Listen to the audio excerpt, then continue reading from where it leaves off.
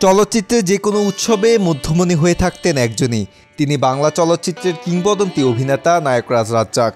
তাঁর সপ্তম মৃত্যুবার্ষিকী আজ। একাধারে অভিনেতা, প্রযোজক ও পরিচালক হিসেবে চলচ্চিত্রে ভূমিকা রেখেছিলেন রাজ্জাক। চলচ্চিত্রে পথচলায় একের পর এক সাফল্যকে মুঠোবন্দি করেন তিনি। হয়ে ওঠেন এক অনন্য মানুষ। অভাবনীয় সাফল্যের গুণে তিনি ভূষিত হন নায়করাজ উপাধিতে। আর এই উপাধি তাকে দিয়েছিলেন প্রয়াত খ্যাতিমান সাংবাদিক, চিত্রালী সম্পাদক আহমদ জামান চৌধুরী। 1942 সালের 23শে জানুয়ারি পশ্চিমবঙ্গের দক্ষিণ কলকাতার টালিগঞ্জে জন্মগ্রহণ করেন রাজ্জাক। তার পিতা আকবর হোসেন ও মাতা নিসারুন্নেসা। নায়করাজের শিশু কিশোরদের নিয়ে লেখা মঞ্চনাটকে বিদ্রোহীতে গ্রামীণ কিশোর চরিত্রে অভিনয়ের মধ্য দিয়েই অভিনয়ে পথচলা শুরু। লোককাহিনী নিয়ে জহির রায়হানের বেহুলা ছবির নায়ক হিসেবে দর্শকের সামনে উপস্থিত হয়েছিলেন রাজ্জাক। 1966 সালে মুক্তিপ্রাপ্ত বেহুলা ছবিটি ছিল সুপারহিট। এরপর আর পেছন ফিরে তাকাতে হয়নি রাজ্জাককে।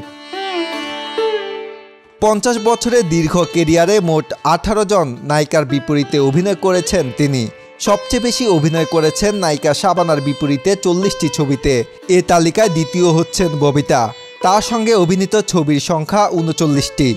রাজ্জাক 1990 সাল পর্যন্ত নায়কের ভূমিকায় অভিনয় করেছেন। নায়ক হিসেবে তার অভিনীত শেষ ছবি মালামতি। এবং নায়ক চরিত্রের বাইরে তিনি অন্যান্য চরিত্রে অভিনয় শুরু করেন 1995 সাল থেকে। নায়িকা কবরীর সঙ্গে তৈরি হয়েছিল নায়করাজের সবচেয়ে জনপ্রিয় জুটি। সুভাষ দত্ত পরিচালিত আবির্ভাব ছবিতে রাজ্জাক কবরী জুটিকে দর্শক পর্দায় প্রথম দেখেন। নায়ক ছাড়া পরিচালক হিসেবেও রাজ্জাক ছিলেন সফল। 1989 সালে রাজ্জাক জিনের বাদশা চলচ্চিত্র পরিচালনা করেন। এই ছবিতে অভিনয় করেন তার বড় পুত্র বাপ্পারাজ। ছবিটি একটি বিভাগে জাতীয় চলচ্চিত্র পুরস্কার লাভ করে। এই দশকে তার পরিচালিত অন্যান্য চলচ্চিত্রগুলো হলো প্রফেসর, বাবা কেন চাকর, উত্তর ফাল্গুনী ইত্যাদি। তিনি 2014 সালে তার সর্বশেষ পরিচালিত চলচ্চিত্র আয়না কাহিনী এবং একই সালে অভিনীত সর্বশেষ চলচ্চিত্র কার্তুজ। চলচ্চিত্রের কিংবদন্তি অভিনেতা হলেও টেলিভিশনের প্রতি নায়করাজ রাজ্জাকের ছিল ব্যাপক আগ্রহ। ক্যারিয়ারের শুরুতে ঘরোয়া নামের একটি টিভি নাটকে অভিনয় করে দর্শক জনপ্রিয়তা অর্জন করেন তিনি। মৃত্যুর আগের কয়েক বছর চলচ্চিত্রের কাজ কমিয়ে দিয়ে এই অভিনেতা নিজেকে ব্যস্ত রেখেছিলেন টিভি নাটক কিংবা টেলিফিল্মের সঙ্গে। বিশেষ করে ছেলে সম্রাটের নির্মাণে বেশ কয়েকটি টিভি নাটকে কাজ করেন তিনি।